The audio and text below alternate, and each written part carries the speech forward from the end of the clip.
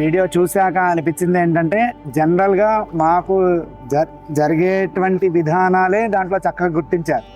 ఎందుకంటే ఒక మంత్రం చదవడానికి, ఆ మంత్రం రావడానికి వాళ్ళు 8 సంవత్సరాలు 10-12 సంవత్సరాలు గురుకులంలో ఉండి తెల్లవారు 4 గంటలకు లేచి ఆ గురుకుల నియమాలన్నీ చల్లనీళ్ళు స్నానం చేసి సంధ్యావందనాది హోమాది కార్యక్రమాలు, గురు ఉచ్చారణ అనుచ్చారణ, శబ్ద తరంగాలు చక్కగా నేర్చుకోవడం, వేదాన్ని, సాత్వికమైనటువంటి ఆహారాన్ని తినడం, వాళ్లే వండుకొని జీవించడం. అలా బయటికి ఎక్కడికి వెళ్ళినా సరే వాళ్ళ ఆ పూజ యంత్రాలు మళ్ళీ ఇంటికి వచ్చి స్నానం చేసి వాళ్లే చేసుకొని దేవతార్చన చేసుకొని ఆ దేవుడికి నైవేద్యం పెట్టేటువంటి ప్రసాదాన్ని, సాత్వికమైనటువంటి ఫుడ్ తినడం, ఇవన్నీ కూడా కరెక్ట్ జరిగేటువంటివి.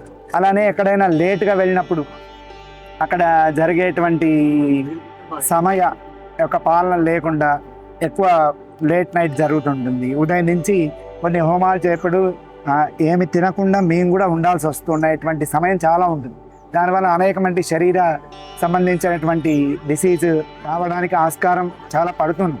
అవన్నీ కూడా సంస్థ బాగా గుర్తించింది అన్నమాట. గుర్తించి వాళ్ళకి అలాంటి ఇబ్బందులు కలగకుండా వాళ్ళకి ఎలా వాళ్ళని మనం ఎంకరేజ్ చేసుకుంటూ ముందు తీసుకెళ్ళాలి అనేటువంటి ప్లాన్ని చక్కగా వాళ్ళు గుర్తించుతున్నారు. అంటే ఆ పూజారులు పడుతున్నటువంటి ఇబ్బందులు ఏంటి, వాళ్ళు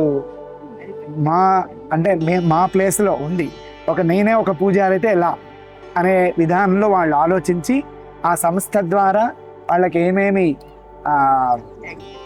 అవసరంగా వాళ్ళకి అందిస్తున్నామో, హెల్త్ ఇష్యూస్ కానీ వేరే అనేక వాళ్ళ లైఫ్లో ఏమేమి కావాలన్నా వాళ్ళకి ఆర్థిక పరంగా అది ఏ విధంగా మనం ఉపయోగపడగలము అనేటువంటిది పూజారి విషయంలో కానీ పూజ చేసుకునేటువంటి విషయంలో కానీ ఆ సంస్థ ద్వారా ముందుకు తీసుకెళ్ళగలరు అనేటువంటిది నేను పూర్తిగా విశ్వసిస్తున్నాను ఈ వీడియో ద్వారా అని మీకు తెలియజేస్తున్నారు.